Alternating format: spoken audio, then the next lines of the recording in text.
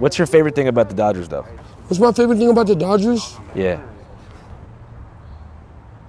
Did we win World Series? Edición especial, Canal 5. Vamos a ver qué dicen los fanáticos. ¿Qué piensan de los Dodgers? Mi equipo favorito. ¡Yeah! ¡Viva México, cabrones! ¡Vamos bien, campeones los Dodgers! The Dodgers won. What can you ask for, homeboy? I'm from West Side, they go park locos all day, homeboy. This gringo right here, my favorite white boy right here, man. I fucking love you, puto. Patron! It's PBR time, fool. The fucking Dodgers! It's better than hitting the Pookie, that's for sure. Better than hitting the Pookie for sure. Better than hitting the fucking Pookie. Better than hitting the Pookie, that's for sure. It's better than hitting the Pookie, that's for sure. Rest in peace, Rip and Dick. Rest in peace, Kevin. They call me Scorpion Thumb. I have a scar on my thumb. I hope you're having a good time in heaven, my boy. Go Dodgers. What's my favorite thing about the Dodgers that we won the World Series? What's my favorite thing about the LA Galaxy that we won the championship? What's my favorite thing about Kendrick Lamar, that the gunpowder, all the shit that we won the motherfucking shit? I like your fucking tie, man. Thanks.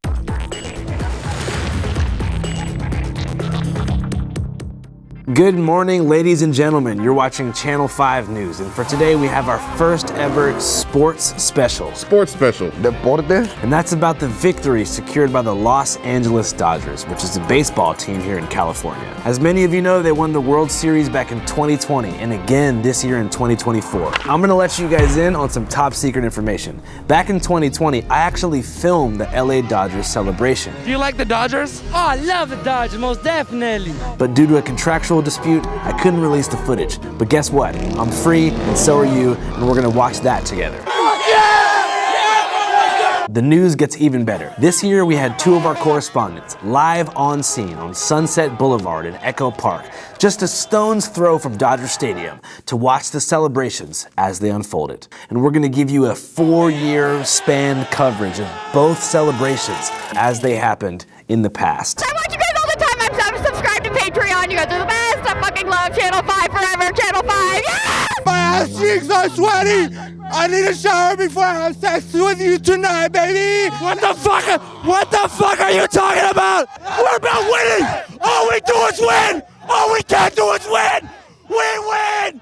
I'm just super happy that the Dodgers won the World Series. We needed this thing. 32 years, we got cheated. 32 fucking years. We haven't run the fucking World Series in 32 years. This is the rarest time we ever have in a long time. What does Modelo mean to you? Modelo means to me unity. Modelo means unity. Modelo means the party is there. Modelo time, food. Modelo means the party is never non-stop, no matter who the fuck you are. Who the fuck you are, and especially who the hell you've been through. It is fucking Modelo time!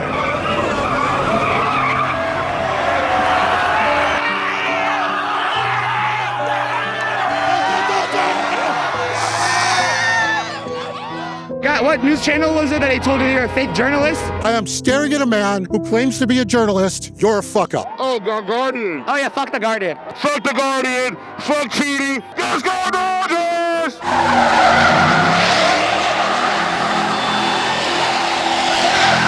Nothing bad is going to happen. What'd you think? Man, it was active, live. City came alive. Everybody was just having a good time, ready to celebrate. ¡Levo, Leo! ¡Viva Venezuela! ¡Ganaron los Dodgers, que piensa!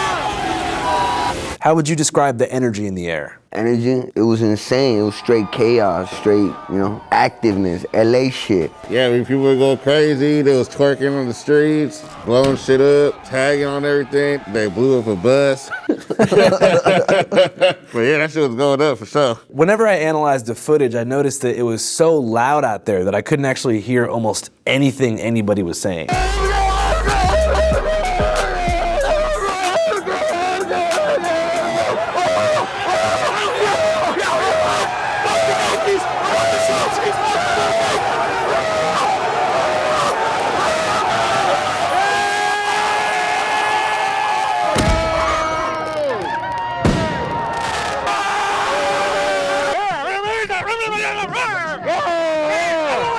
It was so crazy. I feel like, hella people just make their own fireworks type shit. We're about to light a firework. Are you ready? love. Oh.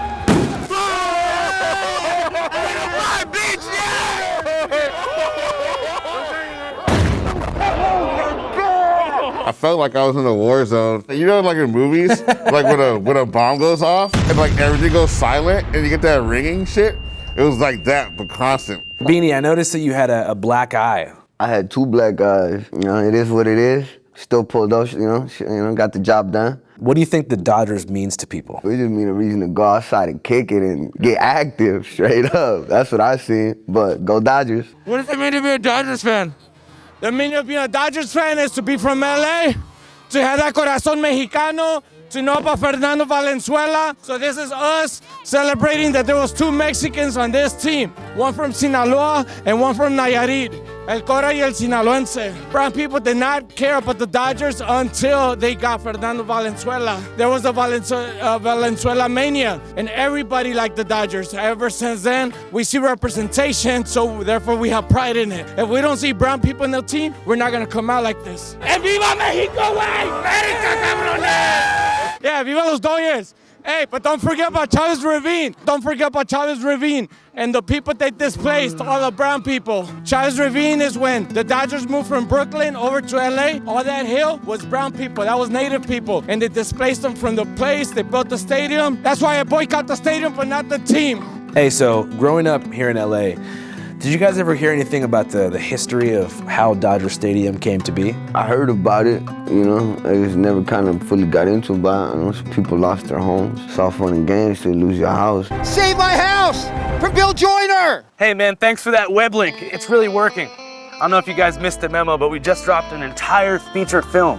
That's right, a full-blown movie at www.dearkellyfilm.com. DearKellyFilm.com. It's an action-packed movie that revolves around the life and times of Kelly Johnson, AKA Kelly J. Patriot. They assassinated Kobe Bryant. How many people know that? It documents his semi-estranged family and their attempt to pull him out of the rabbit hole, as well as his personal quest for revenge against an allegedly evil predatory lender named Bill Joyner. Bill Joyner! You don't know Bill Joyner, do you? I don't want to say too much, but it's a good movie. If you guys want to watch it, www.dearkellyfilm.com. It's available for rent and buy. You can rent it for $5.55, or you can buy it for $15.55. www.dearkellyfilm.com. All right, guys, let's get back into the dark history of the Dodgers. And so what, was it just like a mass displacement situation? Yeah, big mass displacement, people getting kicked out, double-edged sword with the Dodgers, you know, but go Dodgers. Yeah. What about you? What did you hear about it growing up? And then they called it Chavez Ravine. You know, they just decided we're gonna knock these houses down and build a stadium, you know? Now we're about to get into the historical portion of this video. So if you're a Dodgers fan, I would suggest that you put down the beer and put on your reading glasses, because we're about to go back into the sands of time and talk about some real shit. This is where we tell you that this flag represents terrorism. It be like that sometimes. So the second half of this video is going to give you guys a historical perspective about how Dodger Stadium came to be, with a particular emphasis on the displacement of 3 communities: Bishop, La Loma, and Palo Verde, referred to often as the Chavez Ravine. The displacement happened over 60 years ago in 1958, but some of the surviving residents of these communities are still alive. In this video, we're going to speak to a woman who actually lived there and was displaced forcibly by the sheriffs when she was about 9 or 10 years old. And we're going to talk to an organization called Buried Under the Blue, who've taken it upon themselves to secure reparations for the descendants of those displaced. All right, let's get into it. My name's Vincent Montalvo, born and raised in Echo Park. I'm an elected official on the Lincoln Heights Neighborhood Council and co-founder of Buried Under the Blue. My name is Melissa Arechiga, born and raised in Chinatown, raised in Echo Park. I'm the co-founder of Buried Under the Blue, a direct descendant of the Arechiga family from that iconic picture of the woman being dragged out and the elder woman throwing rocks at the police. I'm Adela Montalvo. I was raised here in Palo Verde until the age of going on 9. So I guess the first question I have is, are you guys Dodgers fans? No. No. It was the largest scam of land in Los Angeles, the taking of private land and making it now corporate. The land has been stolen. It's been taken from the First Nations. We simply want to fix what's wrong. Well, the three communities' names were Palo Verde, La Loma, and Bishop. They were each individually created in their own time frames by the people that lived here, piece by piece, inch by inch, nail by nail, wood by wood, from all the things that they acquired from around the city, from work, or from the money that they earned from picking in the fields. And they built their communities to the best of their ability. We had fun living there, growing up there. It isn't like LA now, they're robbing people and stuff, you know. Everybody helped each other. Everybody, no matter who you were. We were poor, but we were happy. Everybody was happy. Today, approximately 32% of Los Angeles claims Mexican ancestry. However, in 1920, that number was much smaller, under 5%. It wasn't until 1921, after the Mexican Revolution concluded, that tens of thousands of Mexican families began migrating north to LA for a new life. Unfortunately, like in the case of the hundreds of thousands of Black Americans who migrated to LA from the American South, they figured out when they arrived that they weren't allowed to live in the nice parts of town. Racially restrictive housing covenants imposed by the Homeowners Loan Corporation made it so they could only buy property in areas marked red. Many moved to Boyle Heights, Florence, and Venice, but others chose the rugged foothills of what is today the Dodger Stadium area, and say that looking back, it wasn't half bad. What you learn in history today is about the racist covenants, these racist times. They exist. There's no doubt about those awful things were there. But in these three communities, in a weird way, racism preserved us there because we were hated so much that no one cared about what we did in the mountains. Yeah. Everyone said, look, it's never going to be worth anything. Leave them alone. Let them get a title. Who cares? In the following decades after the Mexican Revolution, these communities grew exponentially. And by 1950, 1,100 families called the area home. And I tell people, just remember one thing. When we came here, we knew nothing. We didn't go to school, and yet we built a thriving community. We had economic stability. We had sustainability with no education. This was just what we were born with through our indigenous nature and teaching, that's what we brought into our communities. It was simplicity. Me and my twin brother had a duck each. We had a geese. We had pigs. We had goats. Just the basic things of nature and law. Unfortunately for these residents, the dream began to unravel shortly after World War II began. The families came together and understood one thing: homeownership, the American dream, we've achieved it. Now we got to give our kids to the war. On Sunday, December 7th, 1941, a state of war has existed between the United States and the Japanese Empire.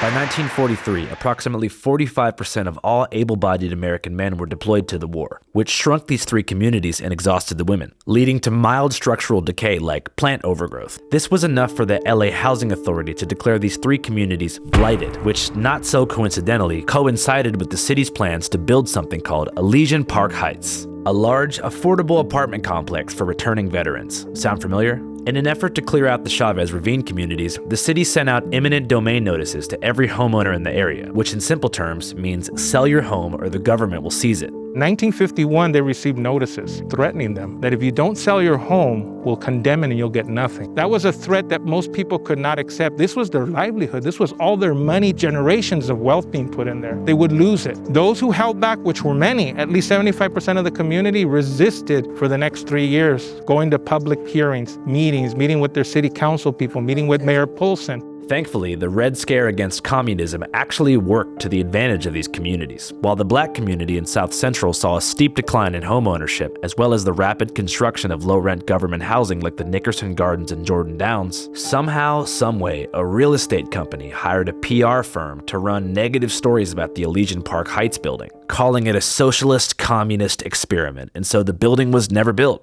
Obviously, members of the three Chavez Ravine communities were very excited about that, but not for long. You see, the New York Yankees were on a 5-year World Series winning streak, carried by legendary sluggers like Mickey Mantle, Yogi Berra, and Joe DiMaggio. This is fantastic news if you're a 12-year-old boy in New York in the 50s, but really terrible news if you're the owner of the Brooklyn Dodgers, a lackluster baseball team across the East River, whose team can't seem to get past their cross-borough rival that continues to smash shit. So Walter O'Malley, owner of the Brooklyn Dodgers, had to think fast. The Dodgers had clear title to Chavez Ravine and a clear idea of what they wanted to do with it. Walter O'Malley's dream was to build a new stadium with the fans' best interest in mind.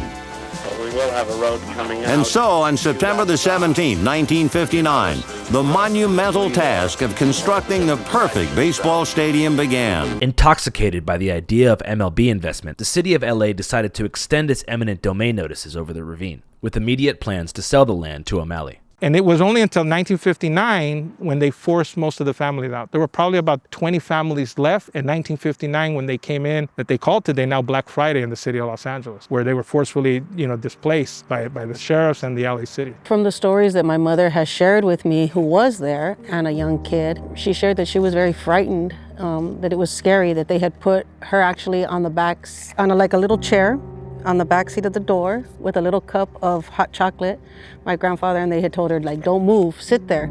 And so they're kicking in the door, all the cops and everything, everybody's coming in, the cameramen, so they drag them out, they drag out my aunt. My mom ends up being in the police car with my aunt, and they take them up to the hill, I guess, to like kind of separate everybody, to kind of calm things down because it had gotten so crazy. Because again, my grandmother started throwing rocks and she was very upset. My mom shared with me that when they took her up to the hill with my tia, that they ended up beating my tia in front of my mother. So she watched as the cops beat my aunt.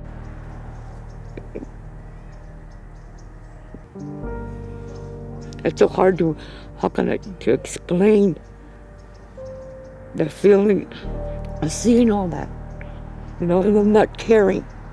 Seeing your friends, your family, my grandma, I saw my grandma crying. It was really hard for us, and I'm gonna die with that in my head and in my heart.